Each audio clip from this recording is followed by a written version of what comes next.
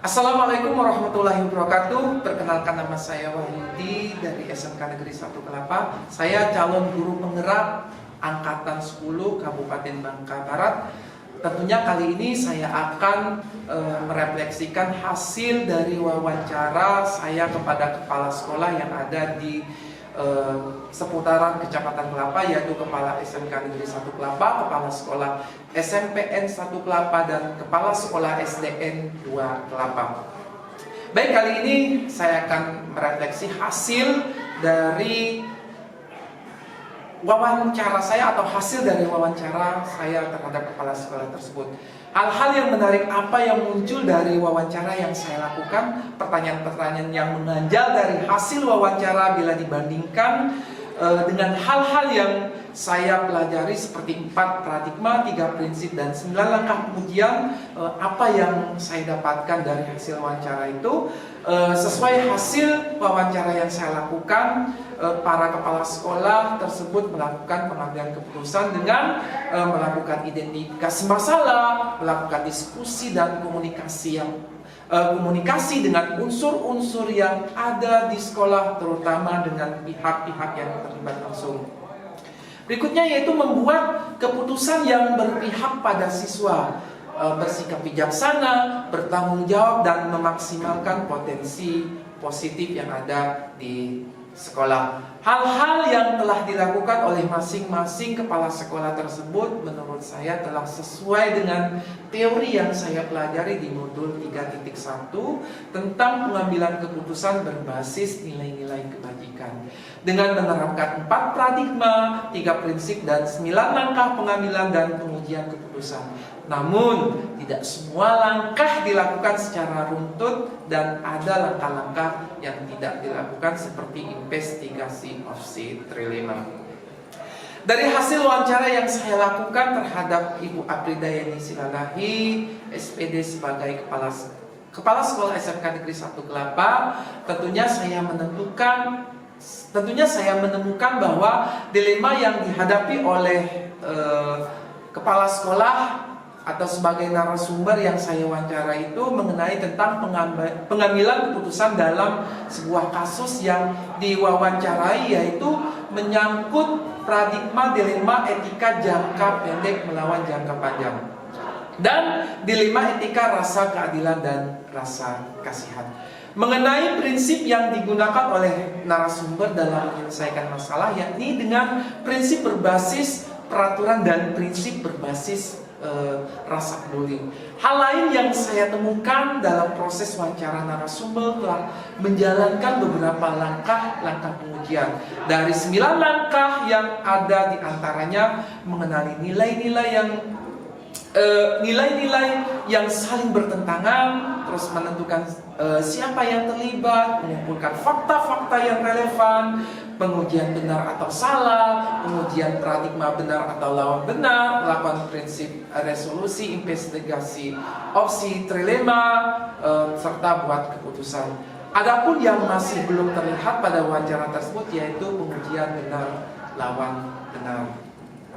Dari hasil wawancara yang saya lakukan terhadap Bapak Zazuli Zamzam, SPD Kepala Sekolah SDN 2 Kelapa, dan Bapak Ridho Iskandar, SPD Kepala Sekolah SMP Negeri 1 Kelapa, saya menemukan dilema yang dihadapi oleh narasumber mengenai pengambilan keputusan dalam sebuah kasus yang diwawancarai, yaitu menyangkut paradigma dilema etika individu melawan kelompok. Mengenai prinsip yang digunakan oleh narasumber dalam menyelesaikan masalah, yakni dengan prinsip berbasis musyawarah, di mana pada prinsip tersebut keputusan tidak hanya dari salah satu pihak, namun seluruh elemen, seluruh warga sekolah yang terlibat dalam keputusan ini diajak untuk bermusyawarah untuk mengambil sebuah keputusan.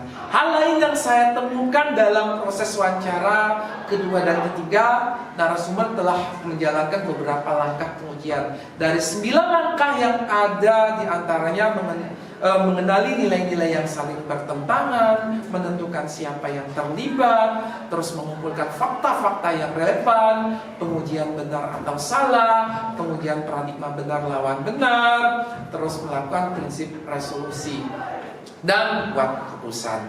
Adapun yang masih belum terlihat pada wawancara tersebut yaitu pengujian benar lawan salah dan refleksi atas hasil keputusan yang telah diambil. Bagaimana hasil wawancara antara tiga pimpinan yang saya wawancarai?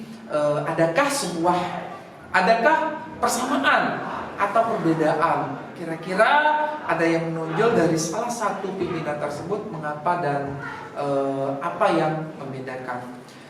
Persamaan yang saya temukan dari hasil wawancara beberapa narasumber tersebut, pertama, kedua, dan ketiga, tentunya yang pertama melakukan identifikasi masalah, mengumpulkan fakta-fakta. Berikutnya melakukan diskusi dan komunikasi dengan berbagai pihak, terutama yang terlibat dalam masalah. Pada pengambilan keputusan yang dilakukan oleh ketiga narasumber tersebut, dilakukan musyawarah melalui rapat untuk mengidentifikasi masalah-masalah yang ada sehingga dapat menemukan berbagai solusi yang dapat diambil sebelum mengambil sebuah keputusan, untuk menghindari hal-hal yang bertentangan dengan nilai-nilai dan aturan yang berlaku. Ketiga narasumber juga mengedepankan prinsip-prinsip keadilan dalam sebuah pengambilan keputusan sehingga dampak yang dihasilkan dari keputusannya dapat bermanfaat bagi orang banyak. Selain itu, ketiga narasumber juga memanfaatkan trilema sebagai konsep pengambilan dan pengujian keputusan. Perbedaan yang saya temukan dari hasil wawancara dengan narasumber pertama, kedua, dan ketiga adalah kepala sekolah pertama sudah melakukan hampir semua 9 langkah dalam pengambilan keputusan, membuat keputusan yang berpihak kepada murid dan sudah bertanggung jawab. Kepala sekolah kedua lebih mengedepankan diskusi, komunikasi, dan koordinasi dengan unsur-unsur sekolah dan pihak-pihak yang terlibat dalam masalah. Pada pengambilan keputusan yang dilakukan oleh narasumber pertama yaitu menggunakan berpikir berbasis peraturan dan berpikir berbasis hasil akhir, di mana pada pengambilan keputusannya tidak bertentangan dengan nilai-nilai dan peraturan yang ada, sehingga hasil akhir dapat bermanfaat untuk jangka panjang. Sedangkan pada pengambilan keputusan yang dilakukan oleh narasumber kedua dan ketiga yaitu menggunakan prinsip berpikir berbasis hasil akhir, sehingga pada hasil keputusan tersebut dapat menunjukkan banyak hal.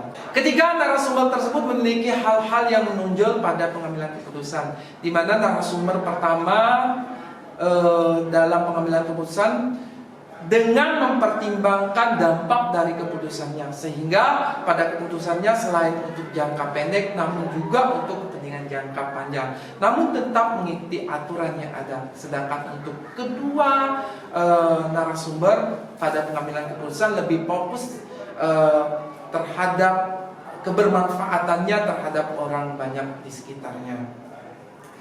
Apa rencana ke depan para pemimpin dalam menjalani pengambilan keputusan yang mengandung unsur dilema etika? Bagaimana mereka bisa mengukur efektivitas pengambilan keputusan mereka?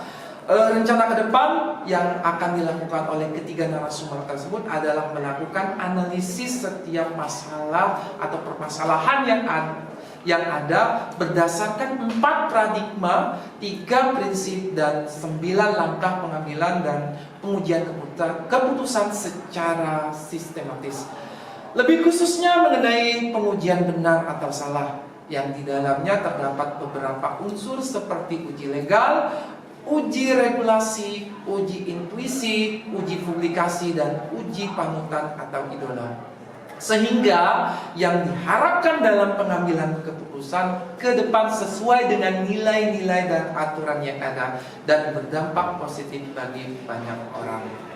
Ketiga narasumber juga akan mengukur efektivitasnya dalam setiap pengambilan keputusan melalui refleksi atas keputusan yang telah diambilnya. Sehingga pada setiap pengambilan keputusannya akan memberikan dampak dan solusi bagi seluruh yang terlibat.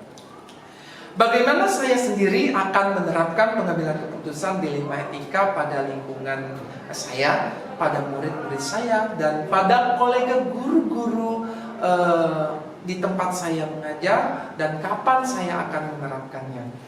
Untuk mengambil keputusan, dilema etika baik pada lingkungan, pada murid, dan pada guru-guru pada sekolah saya, tentunya yang pertama akan saya lakukan adalah melakukan analisis terhadap sesuatu masalah yang ada dengan mengacu berdasarkan 4 paradigma, 3 prinsip, dan 9 langkah pengambilan dan pengujian keputusan secara sistematis.